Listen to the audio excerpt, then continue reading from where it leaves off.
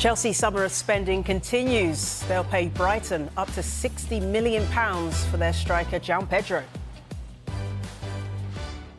Good evening, welcome along to the Transfer Show. Yes, Pedro will go straight into the Chelsea squad and could even feature in the Club World Cup quarter-final this weekend. We'll take a look at that deal and many more this evening. Champions Liverpool continue to make moves as well. Another first-teamer is on the way out, but an approach for Luis Diaz has been knocked back. We'll see where things stand at Anfield. Eberechi Eze is the main man at Crystal Palace, but could he make the move to North London? Arsenal want him. There's some interesting developments there for you.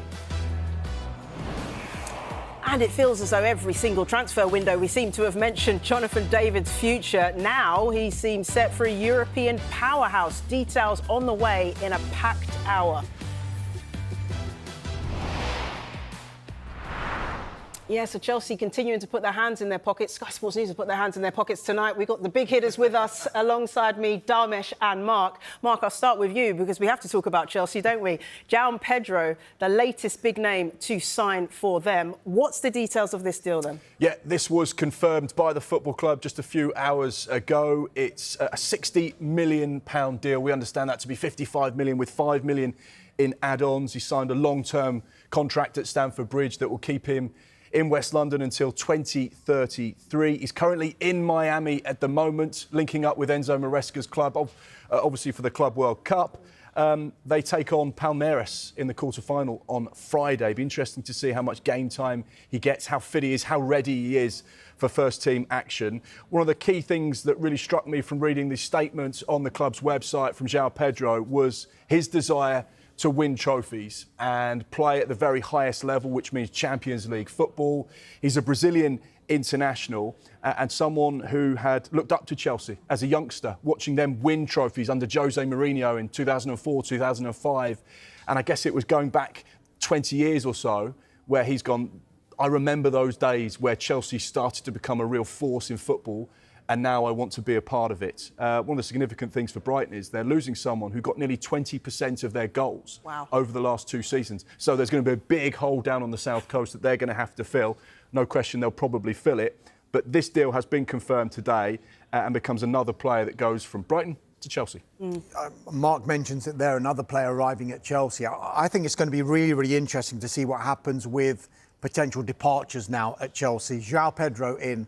Liam Delap, we know, has come in. So is there going to be a focus on Chelsea's forward line? And in particular, the likes of Nicholas Jackson. Is his future going to be called into question? I just wonder. There's a growing feeling that Christopher Nkunku will probably be on his way out if they can get the right deal done for him.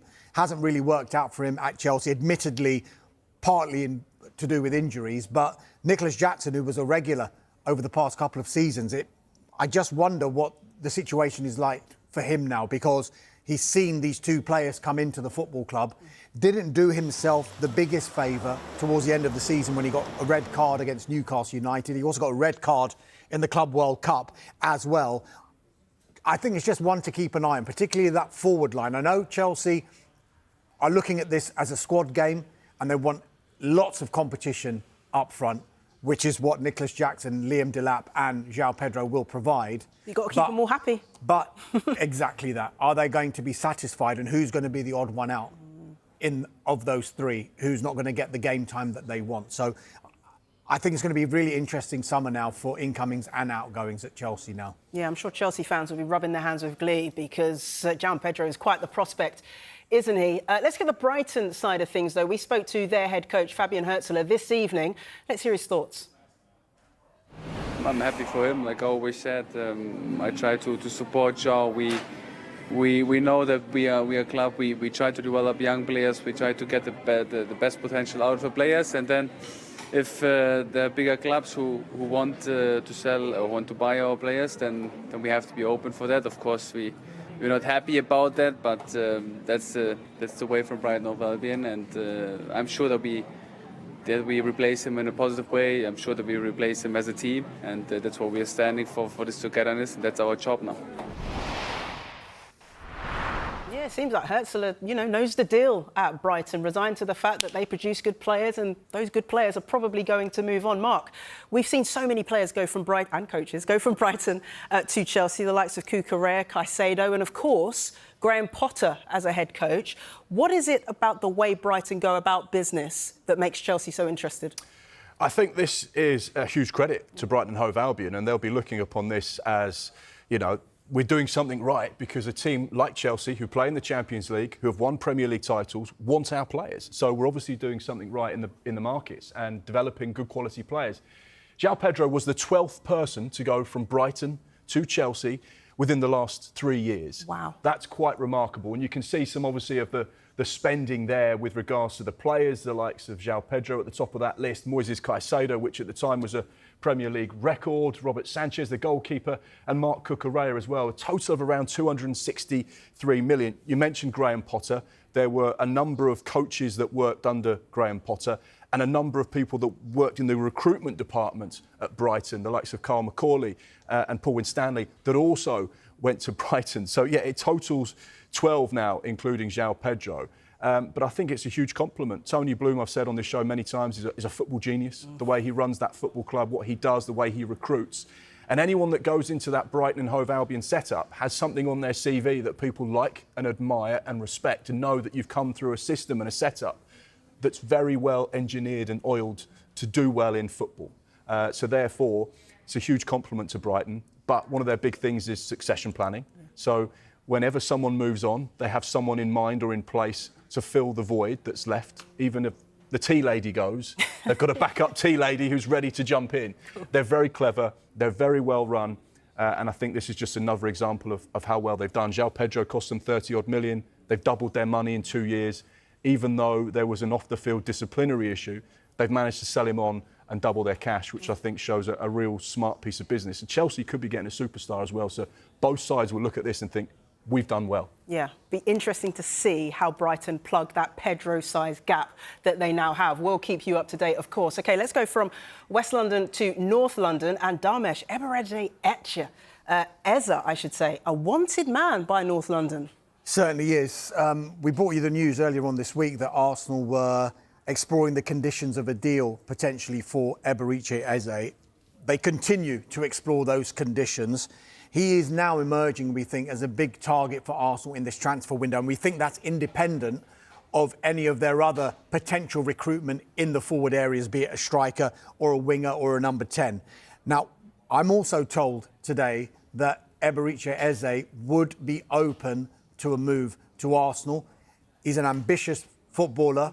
He wants to play Champions League football. He's obviously an England international as well. We do know that Tottenham Hotspur have also been interested in Eze during this transfer window, but we think now that they are focusing on other targets for now. Right. And so Arsenal, I think, will look at Eze and think, do you know what, he could be perfect for the way we want to play. Not cheap. Of course he's not, and it's good that you've mentioned that because it is a release clause situation we've got here. So it's £60 million, we think, which could rise to £68 million. Now, it's easy for a club just to say, yes, we'll meet that release clause. And the selling club, in inverted commas, can't do much about that. But sometimes, even with a release clause, you can have a situation where a club wants to negotiate on that release clause, in which case, in this case, if Arsenal were to do that, they would have to approach Crystal Palace and say, I know the release clause is this much, but we would like to pay this much, and this is how we'd like to pay it. And that's not necessarily to pay less than the release clause, because the 16 plus 8 is something that would almost be guaranteed to Crystal Palace. Right. Whereas if Arsenal went in and said, actually, we'd be willing to pay 70 to 75 for argument's sake, and people would say, why would you want to pay more than the release clause?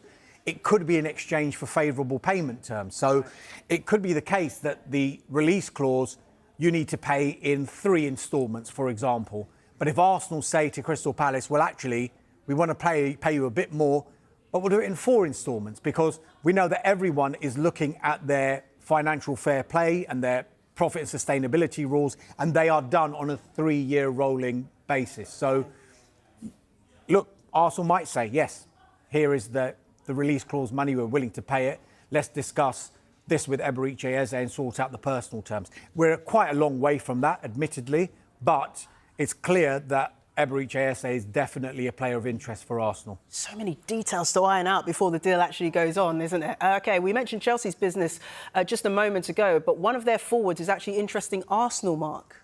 Yeah, so Dharmesh mentioned Eberechi Eze as being probably the number one target down that left-hand side, although they do have an extensive list of possible options. I'll just run you through them now because there are, well, I guess four possible options, really. Okay. We've spoken about one, the three others.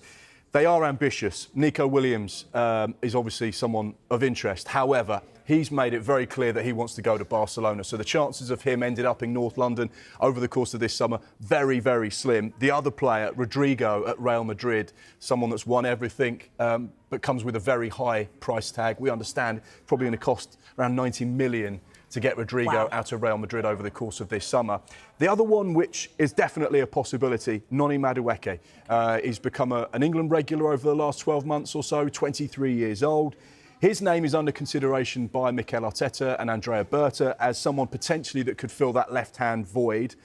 He's a type of player that is versatile, which Mikel Arteta likes, and he can stretch defences as well. He's almost like a Bukayo Saka, but on the left-hand side, and he can just get into those pockets of space and drive with the ball and really take Arsenal up the pitch. Now, Chelsea don't want to sell, and they don't need to sell, but as Dharmesh mentioned at the top of the show, when Chelsea go and sign people like Joao Pedro, Liam Delap, and there's rumours about others, does that mean that they're just getting those players in first so they can start to allow a few out the back door later on? Generally, that's how an organised and structured club would work. They'd get their business done early, get the players in that they want, and then they'd go and try and explore the options to sell players. But Noni Madueke, definitely a player on Arsenal's radar and definitely one to keep an eye on. Okay. I know Mark's mentioned all of these attacking players, and the one position that Arsenal will desperately want what to is fill. it? Because I'm not sure what it is. Of course, it is the striker, the number 9. The fans have been calling out for it for the last 2 or 3 transfer windows. I still expect Arsenal to go into the market and sign a striker in this transfer window. Okay. They're still going for Eberechi Eze in the number 10 role, or maybe one of the wide positions, and a winger as well. So, like I mentioned before, the Eze deal, however early it is at the moment, their interest in him isn't instead of other attacking options that they might have. But it should be said here as well, Arsenal are quietly going about their business here still, because even though all of the talk... They haven't done much, have they? No, but even though all of the talk has been about a striker and are they going to bring a striker in, they've got other areas of the pitch that they wanted to strengthen. They thought, right, Neto's gone back to Bournemouth. He was on loan at Arsenal last season, the goalkeeper. So we need a number 2 goalkeeper. Sure. We need to bring in a central defender as well. And we want to bring in an out-and-out central defender because we have got 3 central defenders at the club in Gabriel, in Saliba and in Kivior. But we have other players who can play at full-back and in the centre of defence as well, like the likes of Calafiori and Ben White. But maybe we want someone who is an out-and-out central defender. They've lost Jorginho and they've lost Thomas Partey, who they didn't agree a new contract with. So those 4 players, they were thinking, right, we need to replace those as well as what everyone wants us to do, which is bring in a striker. It's a tough job for a new director of football, no? But they're going about their work at the moment. Kepa has signed. That was announced yesterday. £5 million release clause from Chelsea. This is a goalkeeper who still holds the record as the most expensive goalkeeper at over £70 million. They got him for £5 million. Great competition for David Raya. Centre-back, they're still working on a deal for Christian Mosquera from Valencia. Valencia wanted him to sign a new contract, but once Arsenal's interest became very apparent, Mosquera was of the thinking, I actually want to go to Arsenal. He's only got a year left on his contract, and so Arsenal will probably think that they can do a good deal here because the further down his contract runs, the market is going to be less favourable as far as Valencia are concerned with regard to the finances of that deal. So they're still working on that deal. There is a gap in valuation, but I think the direction of travel would suggest that they can meet somewhere whereby both clubs are happy. And I mentioned the Partey and the Jorginho departures. Martin Zubimendi, that one should be announced sooner rather than later. They've met the £51 million release clause. The personal terms have been agreed in principle. And Christian Norgard from Brentford, 31 years old, admittedly, but Thomas Partey's in his 30s as well. So they see him as a kind of a like-for-like replacement for Thomas Partey as well. So as much as people are saying, oh, why are they not signing a striker? There are other areas of the pitch that they needed to strengthen, and they've gone about their business by doing that, and fully expect them to bring in 3 more attacking players. We're talking about Eze, we're talking about a left winger and the elusive striker. Still plenty of time for Arsenal. 2 months to go until the window closes. OK, that's London sorted. How about we head up north after the break and talk about the reigning Premier League champions? Harvey Elliott was the player of the tournament at England's under-21s as they defended their European title. But will he leave Liverpool this summer? More on their business next.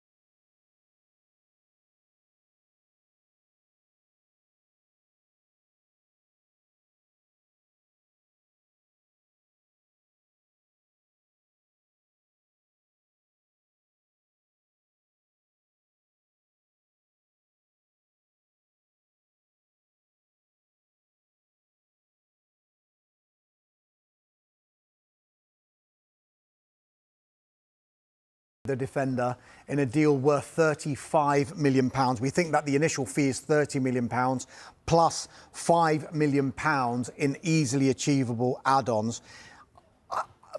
Just from the information we've got, I'm guessing this might have been a slightly reluctant sale, only because Liverpool have inserted a buyback clause in this deal, which kicks in at a specified fee, which we haven't been told about, but that will kick in the summer of 2027. So Liverpool, they still do rate the player, and they'll be able to buy him back if they so wish in the summer of 2027. He's played a key role for the under-21 team in the European Championship victory out in Slovakia last month, but clearly he wants more first-team football. He actually started Liverpool's opening game of last season against Ipswich Town, and he was hauled off at half-time. And he only started another 3 Premier League games last season after that initial game against Ipswich. So you can see why he probably thinks now is the time to move on. He's probably got England aspirations as well, having played for the under-21. So to get more regular first-team football, and I would just wonder whether the deal that took Florian Wirtz from Bayer Leverkusen to Liverpool and the relationship that the two clubs shared might have smoothed the way for the deal for Quansah to go from Liverpool to Leverkusen. Because when clubs do deal with each other on big deals like that, you would think that the relations between the clubs is quite strong. So one out the door today, Mark, but others could follow. Yeah, I think that would have been the planning for Liverpool. They have spent best part of 200 million already, and we're only just in July if you add up all of the potential add-ons for those players that they've acquired. So they have gone big so far in the transfer market, but some of the thinking there would have been actually we're going to lose a few players that will offset that spending. You can see at the moment how much they have spent. Obviously, Florian Wirtz, potentially a Premier League record with that £116.5 million move. Milos Kerkez from Bournemouth for 40 million, inclusive of add-ons. The Jeremy Frimpong was a release clause at 35 million euros, which is just under 30 million.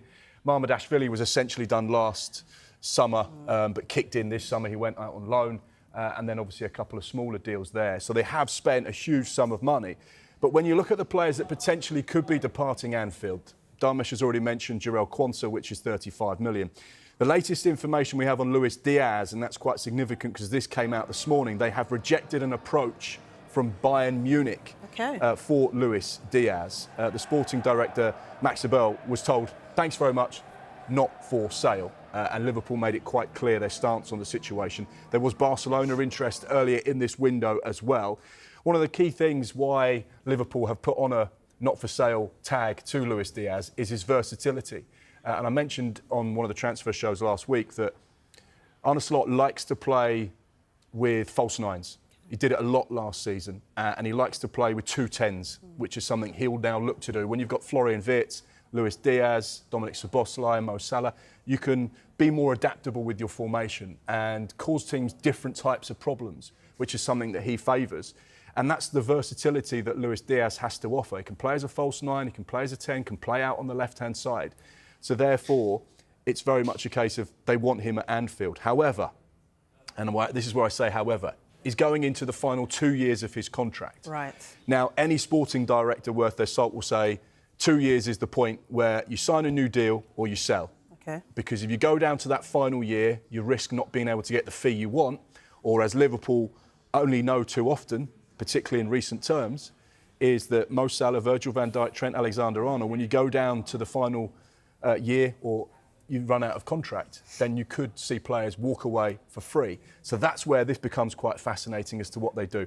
2 other players to keep an eye on. Harvey Elliott, now again, very similar to Joao Quansah. This would be a reluctant sale if there were to be any kind of a sale. Just 2 Premier League starts last season, 1 in the Champions League. He's got 2 years left on his contract. He's only 22. I watched him make his debut for Fulham in the League Cup away at Millwall when he was 15 years old and 164 days or something, which was a record in that competition.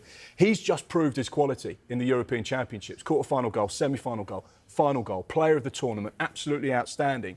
And like Joao Quansah, Liverpool are almost saying, look, we want you to stay and be a part of this, but we actually respect you so much that the best thing for Harvey Elliott is to go and play football. Yeah, they all want to start, don't they? Of course. There are a number of teams in the Premier League that are interested. There are a number of teams in the Bundesliga in Europe that are interested in Harvey Elliott. And I should imagine off the back of these performances, his price tag might have just gone up significantly because he's worth it and he's got so much quality, outstanding player. The other one to keep an eye on, Darwin Núñez as well. He's got 3 years left on his contract, just 8 Premier League starts last season. Liverpool spent 80 million on him. If he was to go out the door, would they recoup maybe 40 or 50 back? But suddenly, if you go Quansah, Elliott, Núñez, that could be 125, 130 million back in, which almost offsets the money they've spent.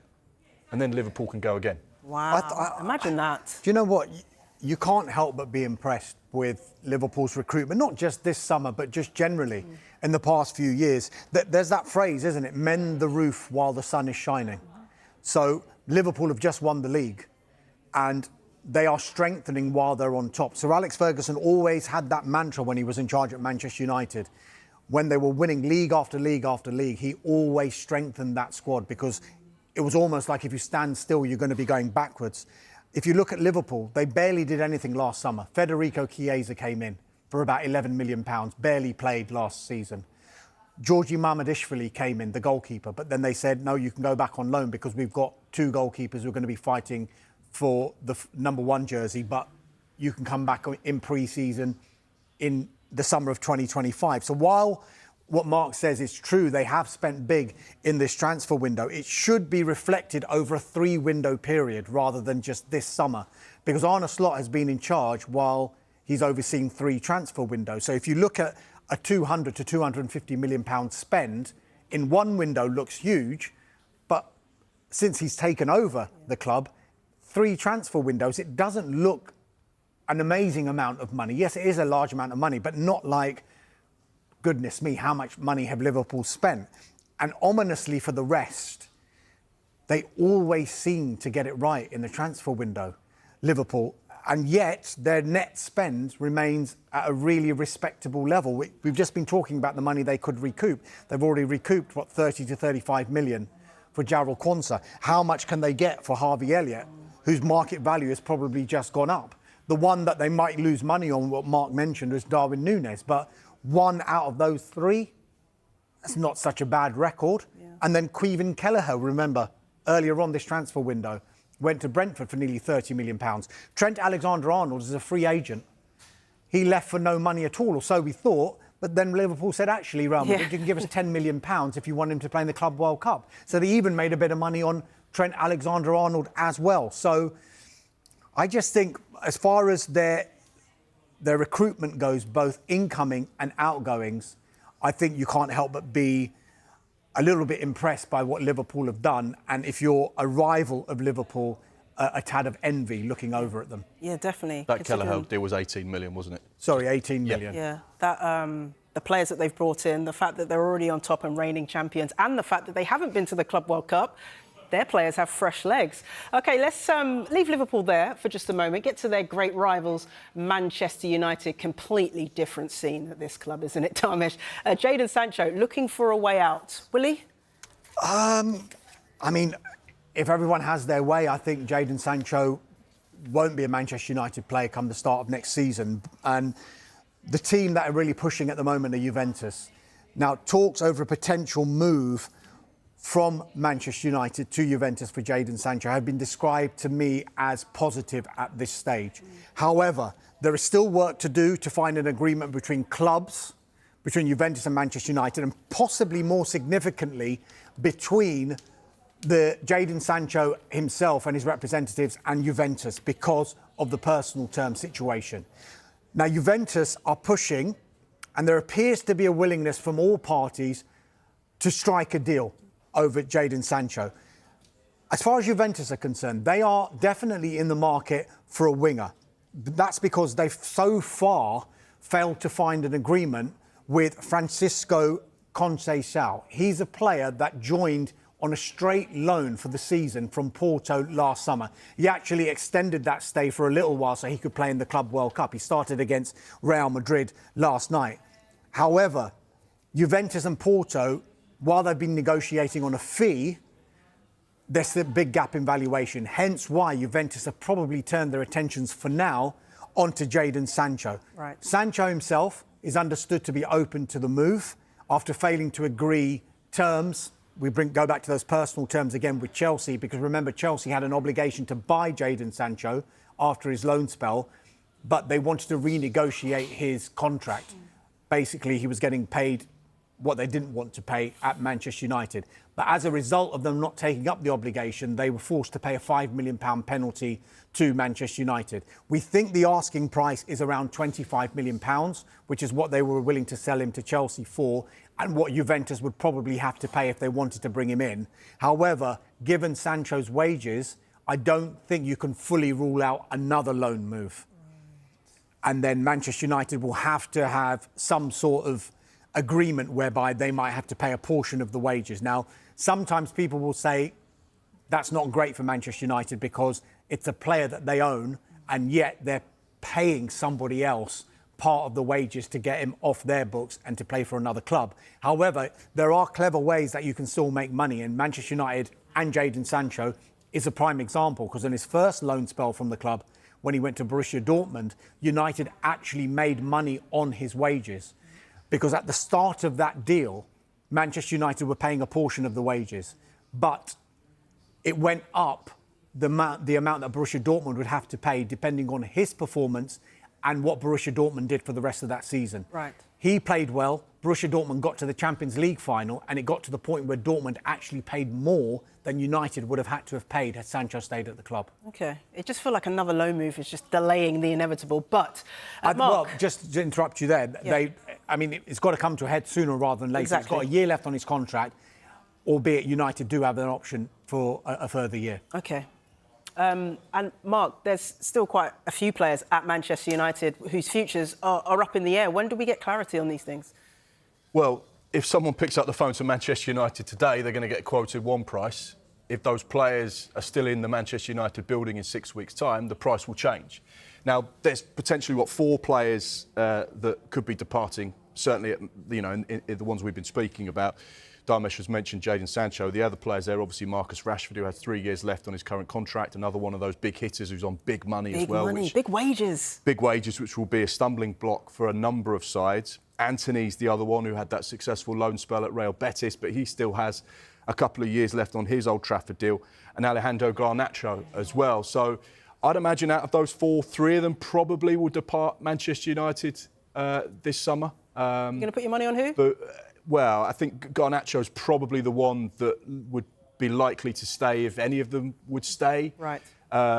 However, he would represent the best PSR profit alongside Marcus Rashford because of his time at the football club and what he cost them. We know that there were heavy investments in Jadon Sancho and Anthony, so therefore the book price on those players will change, and we know that PSR is such a big factor in what clubs do and how they do business at the moment. But again, you need someone to come to the table. You need someone to pick up the phone to Manchester United and say, right, we want Marcus Rashford, we're prepared to pay you this, and we're prepared to give him this chunk of the wages that he's currently on. And that hasn't happened yet. A player of his quality. Well, I think Marcus Rashford, is so talented. He's an exceptional player, and you saw in moments at Aston Villa last season that he could still do it at the highest level. He said publicly he's got a desire to play in the Champions League. The likelihood of him playing for those sides in the Premier League and the Champions League, Man City, no. Liverpool, no. Newcastle, probably not. So therefore, he's going to have to go into Europe. We know that he is on a list at Barcelona. However, Nico Williams is on that list, Luis Diaz is on that list, and Barcelona have real struggles when it comes to their finances to not only sign players, but register them.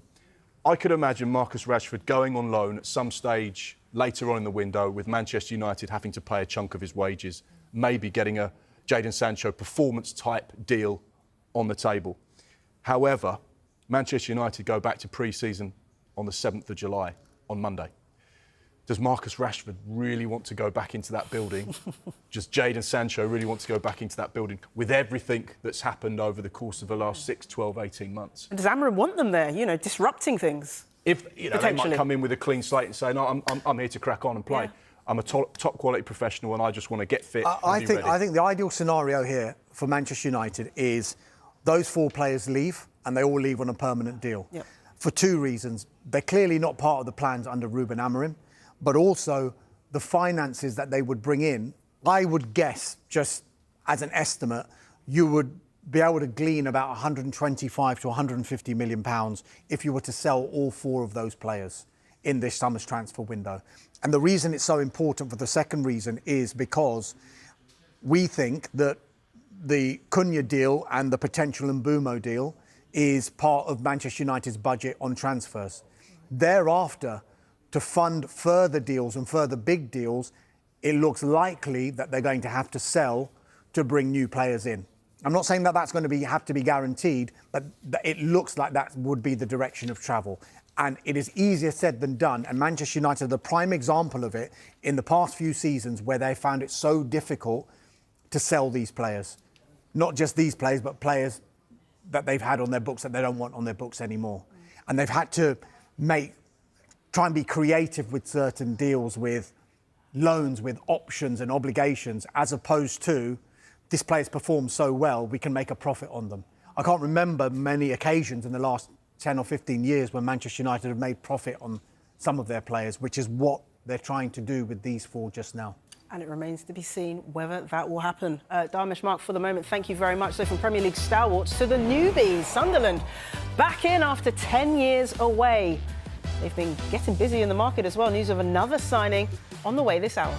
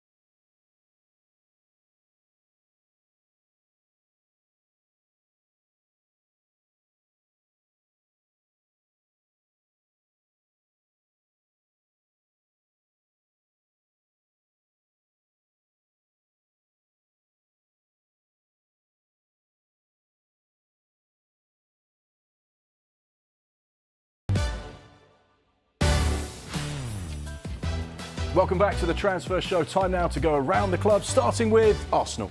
Thank you, Mark. Arsenal are exploring a deal for Crystal Palace forward Eberechi Eze.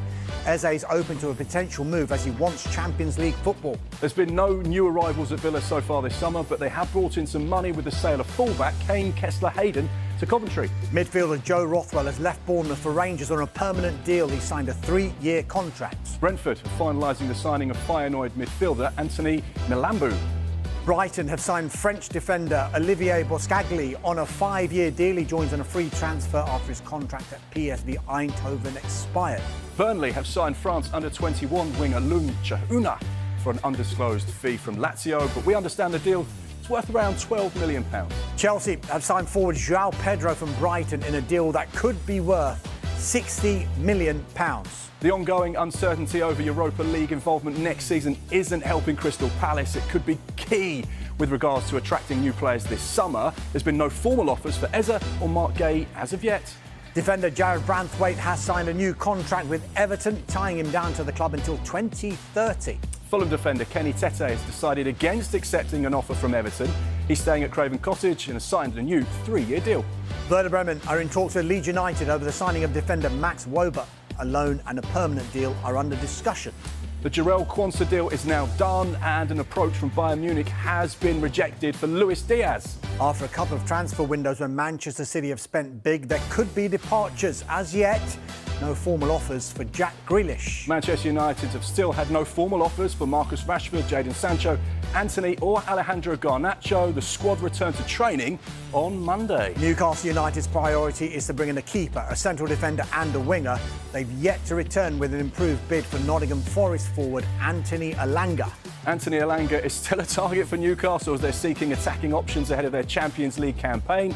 Newcastle's first bid was rejected. Sunderland have agreed a deal with Union Saint-Gilloise for midfielder Noah Siddiqui. The fee is worth £17.5 million. Very good. Spurs are preparing an offer for West Ham man Mohamed Kudus, as are Chelsea, whilst their interest in Eberechi Eze has cooled. Quiet window so far for West Ham United. The feeling is they may need to sell to bring in major new signings. And Wolves Rangers are in talks to sign Wolves centre-back Nasser Giga. They want him on loan, and that completes the Premier League wrap. Yeah, well played there, gents. The big transfer of the day has to become from Chelsea. They've been at it again, buying players from Brighton. They've brought in forward Joao Pedro for a fee of up to £60 million. Well, he's agreed a 7-year contract with the club and has flown out to the USA for his medical. He's joining up with his new teammates at the Club World Cup. Their next match is against Palmeiras in the quarter-finals on Saturday. This is how Chelsea announced the deal.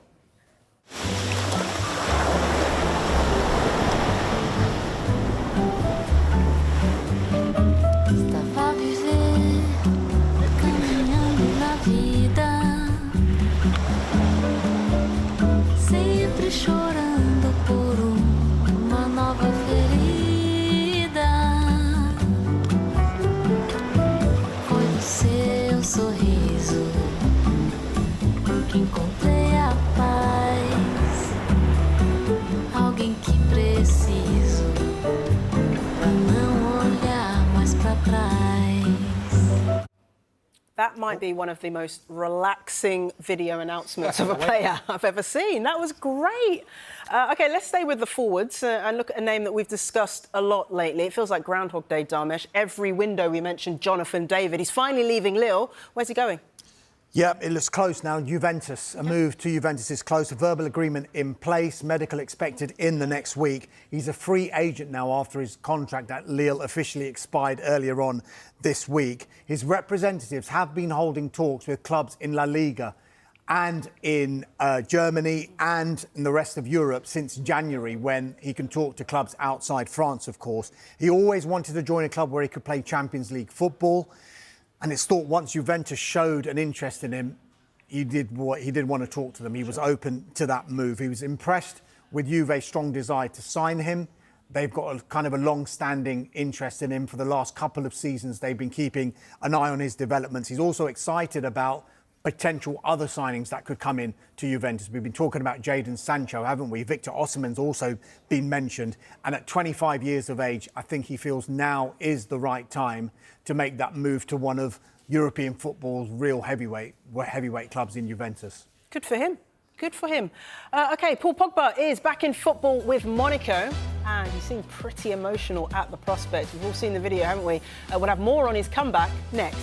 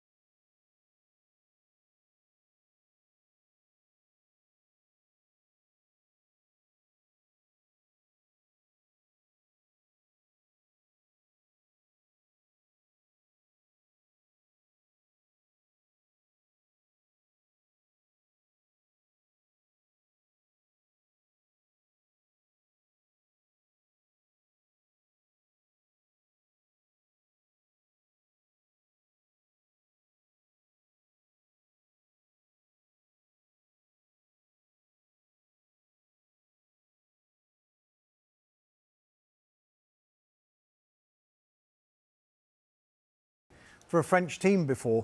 I think that was a big factor in Paul Pogba actually choosing AS Monaco above all of the other suitors that he had. I think so there was a lot of interest then? Well, I think he was really flattered by the huge interest that was shown in him to join other clubs. There were clubs in Europe, there were clubs in the MLS, there were clubs in Saudi Arabia who all wanted to sign him. But I think the desire and the support shown by the Monaco board, I think that really I think that really pleased him, and I think it really flattered him to think, you know what, I think this is where I want to go. Interestingly as well, I was told that the France head coach, Didier Deschamps, has shown a lot of support during Pogba's ban from football, and he was in regular contact with Paul Pogba. And I think Paul Pogba was really, really grateful for that source of support from Didier Deschamps. For now, Pogba's focus is just getting match fit and getting fully fit. He's been training and he's been keeping fit throughout the time that he has been banned. There's been lots of videos on his Instagram showing that he's doing just that. But there's a difference being match fit when you're trying to play football. So I think he just wants to do that first and foremost. He wants to repay the faith that Monaco have shown in him. And he hasn't ruled out trying to become a member of the France squad again, just in time for the World Cup once again. That would be so exciting to see. OK, speaking of comebacks, Mark, Sunderland back in the Premier League after a decade away, but they've been busy in the transfer market, or at least they're trying to be. They've certainly hit the transfer table, haven't they? They've been trying to recruit, strengthen, and they've been splashing the cash. Right at the start of the window, they broke their club record with the signing of Enzo Lefebvre. That was a loan with an obligation from Roma, and then they broke their transfer record yet again with the signing of Habib Diarra, which is essentially the Joe Bellingham replacement. The biggest news today is that they've agreed a deal with Union Saint-Gilloise, or Union SJ for people like me that struggle to say that. I'll be saying it that way, for Noah Siddiqui. That's going to be 15 million plus 2.5 in add-ons. So, another deal that's done. And they also have interest in Jordi Petrovic, the goalkeeper at Chelsea, because they missed out on Marcin Bolka, who was another goalkeeping target. And Bournemouth also interested in Jordi Petrovic as well. So, Regis Lebris promoted to the Premier League and spending a big chunk of money already, not far off 100 million, which is quite surprising for a side that have just been promoted from the Championship. But they obviously believe this is the best chance they have to survive by recruiting young, exciting players that fit into their model and their profile, who will have that sort of pace and energy which Regis Lebris likes. OK. And finally, Dharmesh, Lawrence Shankland's been linked with a lot of clubs. Give us the latest on him. Well, I've just received a WhatsApp from a colleague of ours, Rue, who's a Hearts fan, and he says, just checking when you are discussing Shankland's new deal. Right now, Rue. Right are you listening? now, are you watching? Indeed. So what we do know is that Lawrence Shankland has agreed terms on a new deal to stay at Hearts. The captain, his deal was expiring this summer, but he received a number of offers from across Europe. His boss, Derek McInnes, was eager for Shankland to stay at the club, and he's now travelling to Spain for their pre-season training camp. Hearts had travelled over the weekend without him while he was still discussing this new deal, but now he's been pictured at Glasgow Airport on his way to Spain to rejoin his teammate after agreeing a new deal to stay at Hearts. OK. Mark, very quickly, you've got about 20 seconds. Joe Rothwell on his way to Rangers. What can you tell us? Yeah, this has been confirmed by the football club. He signed a 3-year contract. We spoke about it the other day. He's joining for an undisclosed fee from Bournemouth, joined on a free transfer from Blackburn Rovers. Interestingly, he's linking up with Russell Martin, who he played for in 2024 on loan from Bournemouth to Southampton. So he understands exactly what the new Rangers head coach wants. Links up with a former teammate at Bournemouth as well, Max Aarons, who's on loan at Rangers. So, I think Russell Martin's getting some experience, some knowledge, some know-how and players that he knows very well as well. So, that one's been confirmed by the football club today after we revealed the news yesterday that they were all but agreed. We've got a little bit of time left, actually, and I was interested about Jared Branthwaite possibly on the move. What can you tell us? Well, we were speaking about him a lot in January. There has been a lot of clubs interested in Jared Branthwaite. Young, promising, exciting, England international. He signed a new 5-year contract at Everton. So they're warding off any potential interest in him, certainly for this window. I'd imagine that if he keeps developing in the same way he has, there'll be people that come knocking and say, hang on a second, we want you now. No question, though, that David Moyes has got him for at least another year, but he has signed a 5-year contract. Yeah, remember Manchester United had a bid rejected for him in a previous transfer window. OK. Dharmesh and Mark, great work from you, as always. Thank you for keeping us up to date on all those transfers. That's it from the Transfer Show this evening. But coming next, Lando Norris, ahead of the British Grand Prix at Silverstone. We've been speaking to him. We'll hear from him next.